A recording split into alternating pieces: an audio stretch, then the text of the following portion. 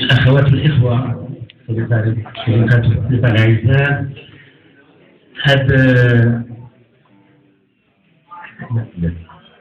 الإخوان والأخوات، هذا المبادرة اللي اقترحها محمد الخطوبي باش نعملوها كتمرين، نعتبروه تمرين أولي في إطار واحد المسلسل إن شاء الله اللي يمكن نديروه ديال ما يسمى بأدبيات السجون، أننا نربطوها كآداب مثل الآداب الأخرى أو الأنواع الأخرى، أننا نربطوها بالمسرح والغناء والموسيقى ولما لا السينما، كانت تجارب سابقة في المجال. الإخوة الأخوات اللي معايا احترفوا الفن.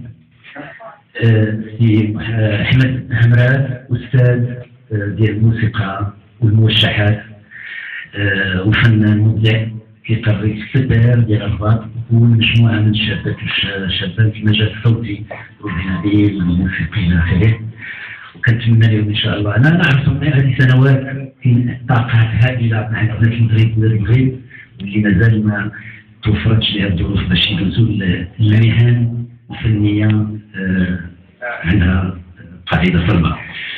الأخت فوزية هي متخصصة في الموشحات، سكون بو ابلي لو شون كلاسيك ماروكان في الغرب، وانتر قرات عنه ودارت معاه البحث ديالها، وكنتمنى في صديق العزيز يوسف الرقالي هاو، كنتمنى انه ذاك البحث ديالها دابا تشوفوا وربما دير لي شي طبعه هو ان شاء الله.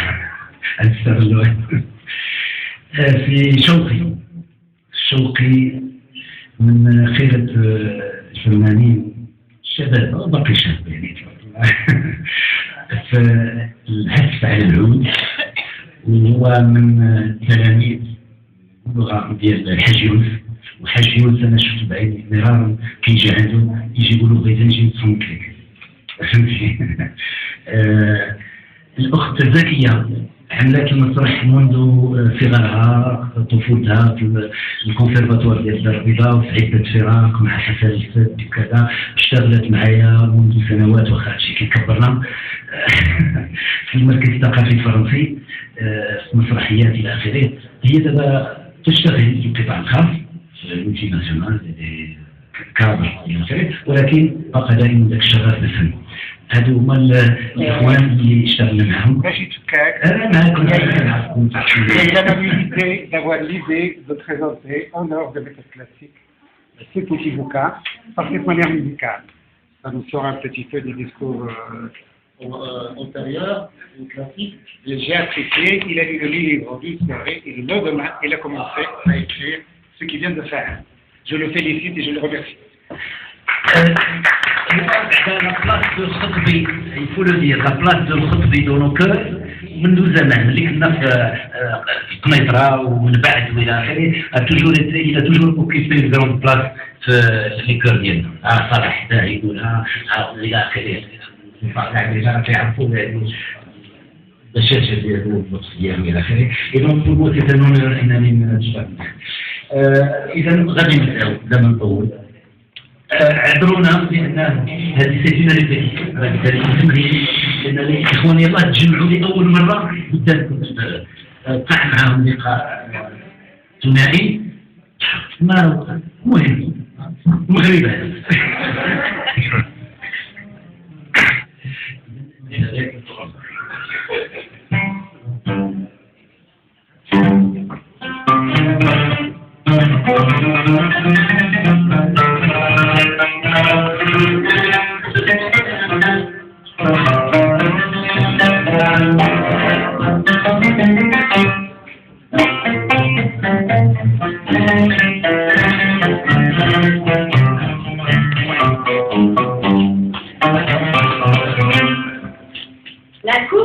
quartier G, donné isolement, était sans relief. Les murs réfléchissaient fortement les rayons de soleil des promenades. Seules les lucarnes grillagées de la façade des voisins isolaient à leur tour l'uniformité blanche des autres murs. À travers elle et à l'abri du regard de Bamba, qui est 60 plus tard, échangeait avec les guérioles de la classe, des tranches entières d'expérience pour le changement. De l'aridité chevaleresque des tons profonds aux rêves universels du présomptueux. De Robespierre à Mao Tse-tung, en passant par Blanqui, Ho Chi Minh et Abdel Fattah, les passions contradictoires cédaient le pas à la solidarité. Van Zaret, titulaire du gardiennage de ce profil de détenu dit politique, ouvre 3 fois la porte grise pour libérer le passage du chariot de la Grande Armée, poussé par les 2 complices de Schlitten dans le motif. La marmite et l'escorte avaient presque la même taille, mais le regard vif et alerte des amis de Schlitten leur conférait un certain pouvoir sur les lieux.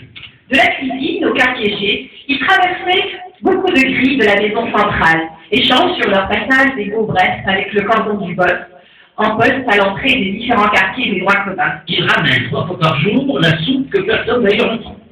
Ils savent qu'avant le transfert de ces jeunes intellectuels au carton plein de livres, de la prison civile à une autre, moins civile, mais plutôt centrale, des militaires ont été évacués en tout acte de ce quartier la nuit vers une destination inconnue. Les amis d'Albabou sont des Ils prédisent l'orage et le beau temps, l'humeur du jour de l'autorité, l'imminence de la pluie dévastatrice. Ils peuvent même amener la bonne nouvelle pour Schlitten avant des pervers en poste en quartier. Bamba peut le faire aussi, mais c'est trop risqué. Il vaut un jour tout de même justice sous 4 de journal. Il était lui aussi à la maison centrale avant l'indépendance. Youssef, franchement fourni par les lycées en agitation, poussera la hardiesse en accomplissant cette générosité chaque fois qu'il était de service le soir. Youssef aura 3 mois de prison ferme, puis ira ailleurs chercher un autre métier, plus enthousiasmant. Mohamed marchait pensivement dans la cour.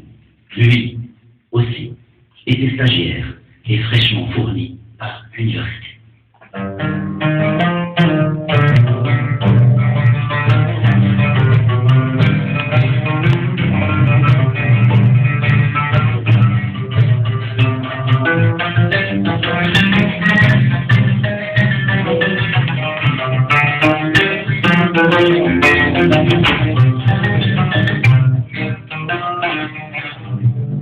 Le directeur appela le ministre. Le ministre rétorqua, ça vient d'où? 3 jours auparavant, Annie fut kidnappée par une cohorte d'inconnus en plein milieu de l'île de Betty. Le lendemain, une autre cohorte fit une visite de courtoisie à Abdelbef et lui demanda de faire un voyage avec eux. Sans les problèmes. Dans la sérénité verdoyante du quartier des Ozogiara, la curiosité fut limitée au seuil de la maison et Abraham était juste de l'autre côté. 2 jours plus tard, Abdul reçut la même invitation au plein du Douar du Mer.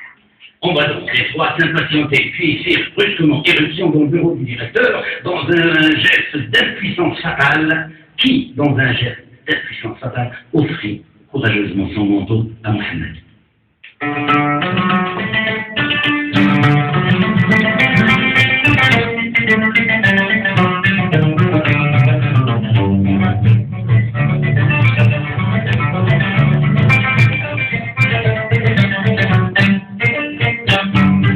La grande Fiat noire roulait sur l'autoroute, les vagues grondaient et la forêt défilait. À Boudnica, on offrit à Mohamed et son camarade Jamal, arraché lui aussi d'un autre ministère, une collation aux passagers. 1 an auparavant, ils sillonnaient ensemble la Haute-Garonne. La place du Capitole à Toulouse était débordante de filles. La jeunesse multicolore partageait intensément les temps forts du grand rêve.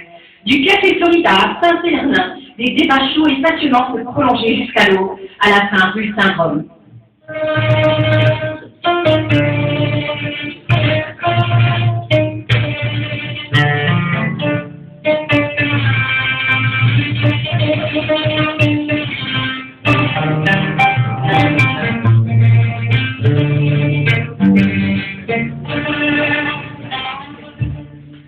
La débâcle de 1967, mai 68, étaient des leviers légitimes de la révolte plurielle de toute une génération dans la fleur de l'âge.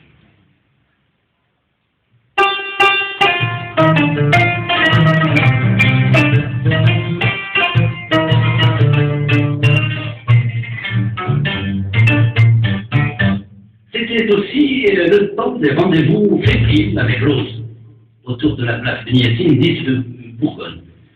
Signe particulier, un journal à la main, mais appartenant à la mouvance magnétique, où on recevait au milieu de la nuit l'inconnu en détresse, les suspendait pour soulager l'hébergement chez le coopérant Paris. Et dans l'amphi en surchauffe, on demandait un indice CM3 avec la vitesse de l'éclair, la valeur du cosinus, 30 degrés. Longue nuit autour du ronronnement de vieilles machines, subtilité d'où on ne sait où, et crachant les mots d'ordre magiques jusqu'à l'eau.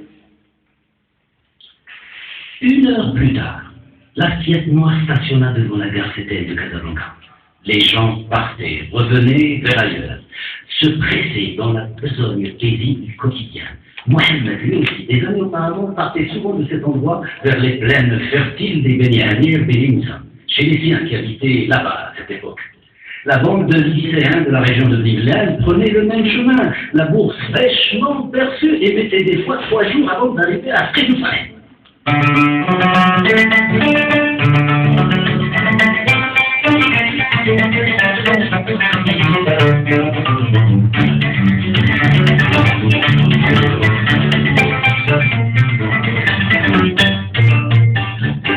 Devant le hall départ, Mohamed sublimait l'instant en le revoyant vers ses souvenirs vivaces, gais et pleins d'insouciance. Alors, au soir de lassitude, tout en peuplant sa solitude, Des fantômes du souvenir, on pleure les lèvres atroces de toutes ces belles passantes. que l'on n'a pas pu, mais su retenir.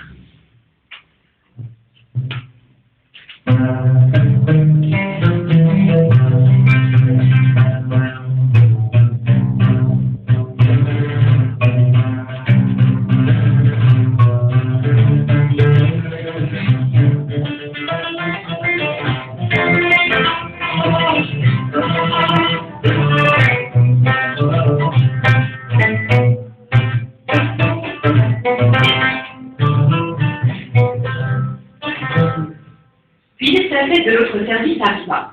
L'un des compagnons de l'autoroute feignit d'offrir un paquet de Marlboro à un gentleman d'usage. Mais la mécanique inexorable du peloton de Dagmoucherie le priva de cet élan de noblesse. L'estafette judiciaire roule, tambour battant, ramant, avec 4 à 3 happés, dans le dédale de la belle ville blanche.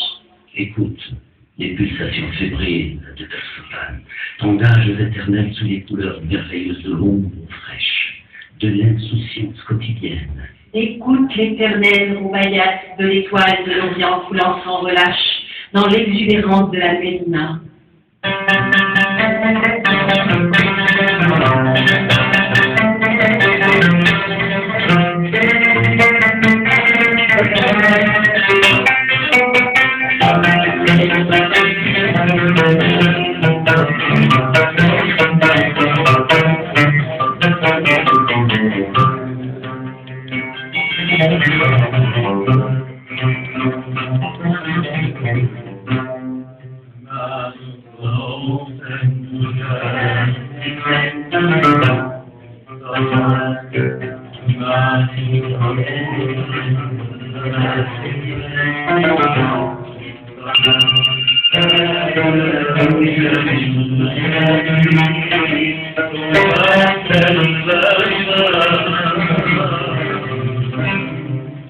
Tambour battant, elle roule dans le dédale de la ville. Chiffon, bandeau, compresse, Sueur javelisée, GNS classe, car catafalque, chiffon, bandeau, compresse, bouffée d'oxygène à cri. tentacule abject de l'horreur galvanisée.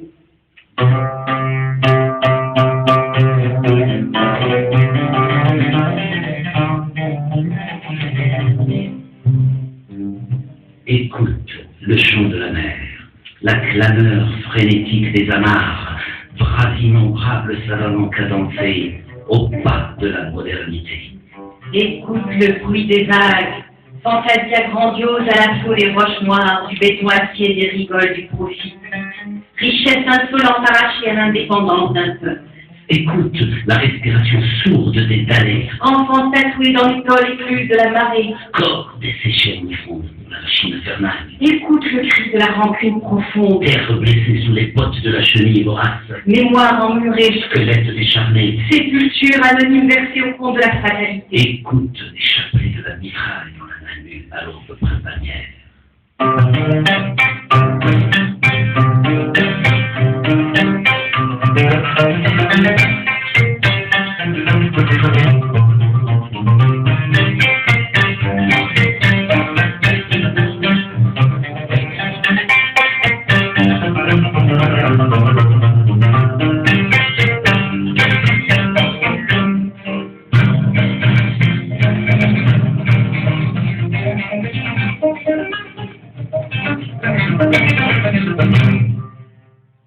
Il fait noir dans la belle ville blanche éclatante de lumière.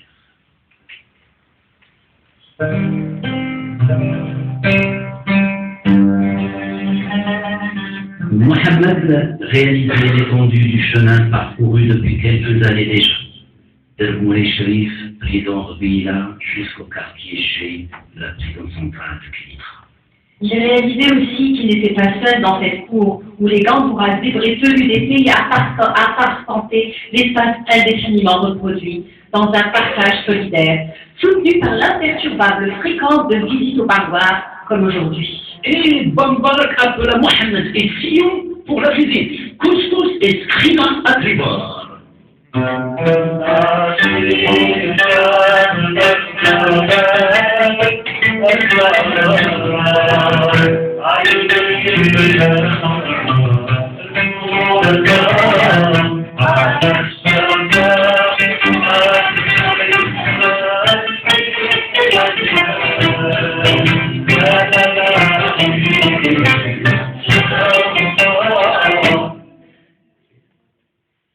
Misha aimait beaucoup les pigeons. Les gavait de grains de toutes sortes, leur parlait, les appelait par leur nom, et les pigeons le soir revenaient chez lui. Il est là, dans le quartier Les Boulevard de la maison centrale depuis presque 20 ans. Il avait beaucoup d'estime pour ces intellectuels de la bouche maouiste, fraîchement arrivés à la même résidence.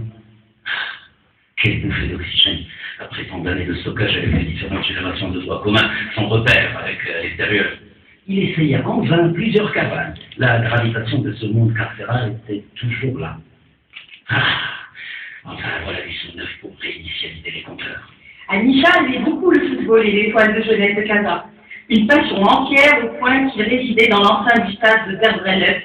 Et c'est là où il retourna quand il sortira vite. Jambes arquées, les bras en alerte, les yeux vifs illuminant un visage rongé par les années. Misha s'enflammait quand il parlait de l'épopée de résistance, juste après la dépendance où le pouvoir était domicilié au 7e arrondissement de Belgrade-Sultan. Non, son conflit et règlement de compte en contrepas de celui de la capitale.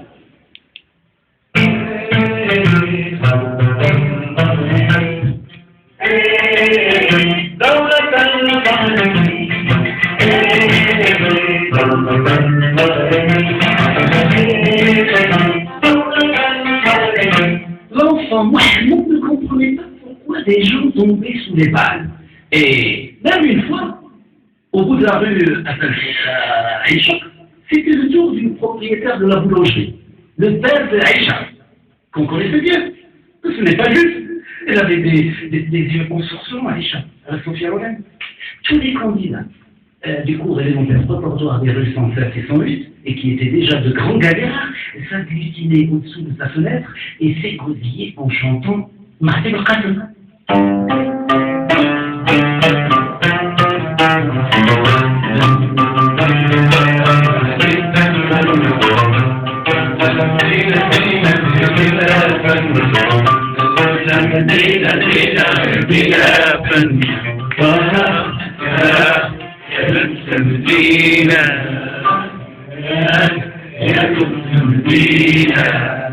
On savait qu'elle nous étiez derrière les persiennes du premier étage, mais lorsqu'elle les ouvrait, elle distribuait à la foule romantique un regard hautain, cherchant le ciel, comme si elle attendait la pluie. Lui, il se jouait à la pleine ville, mais avec des cheveux crépus. regard conquérant ou tout au moins souhaitant l'être, inspiré par tout le patrimoine accumulé de cinéma Mamounia et Kawaki confondus. C'est inconscient, pas.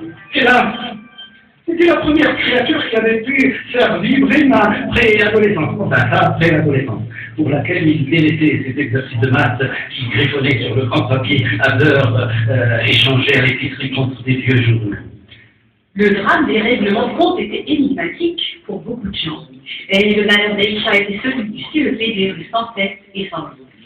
Pour Mohamed Ahmed Touili Touili, l'aviatrice, morte dans des circonstances mystérieuses, n'étaient que des épisodes idylliques à la hollywoodienne.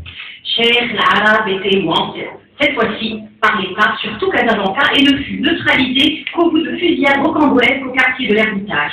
Son compagnon Ibrahim marche dans cette cour-là, en boitant un peu, suite à la balle qu'il avait reçue à la jambe droite.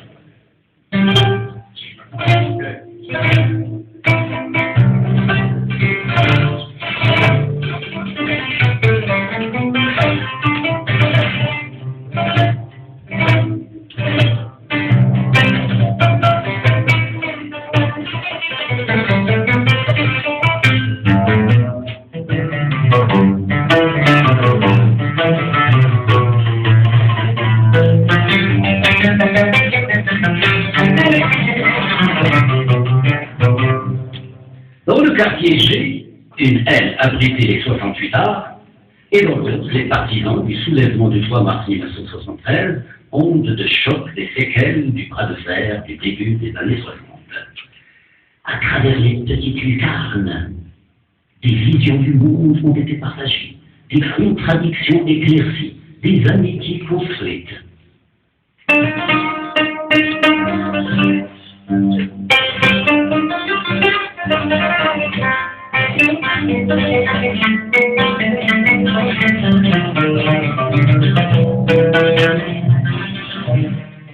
Le ciel était chaud, la cour plate, sous le regard des grandes murailles blanches, et Mohamed voyageait à travers le pays profond.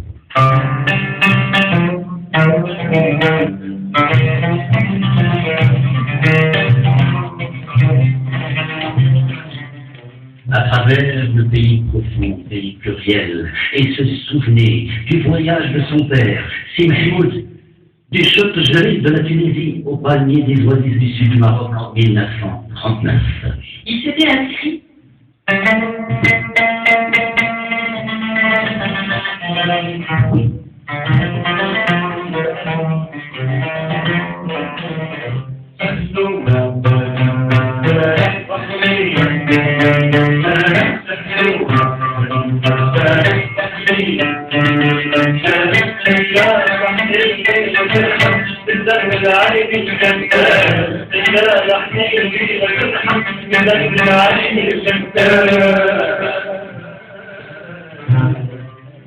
Il s'était inscrit il y a 20 ans sur une liste de départ de volontaires d'une école de techniciens en horticulture pour une campagne de traitement du palmier lancée par le protectorat au sud du Maroc. Cheikh Ali, son père, de Tozeur, voisin du poète Abou Qasim El-Shabi à Nanj Trotara, le salua chaleureusement à la gare.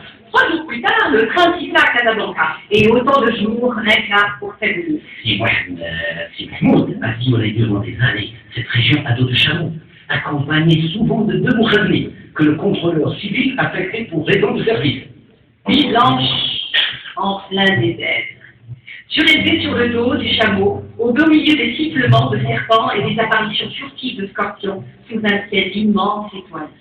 Si Mahmoud racontait avec grande nostalgie les coutumes des tribus de Mohamed Rozlan, Blisbeh, Beni Hayoun, Nasrat, El-Hatta. On lui présenta Jamila, arabe de Nasrallah. Il l'épousa, elle avait 15 ans.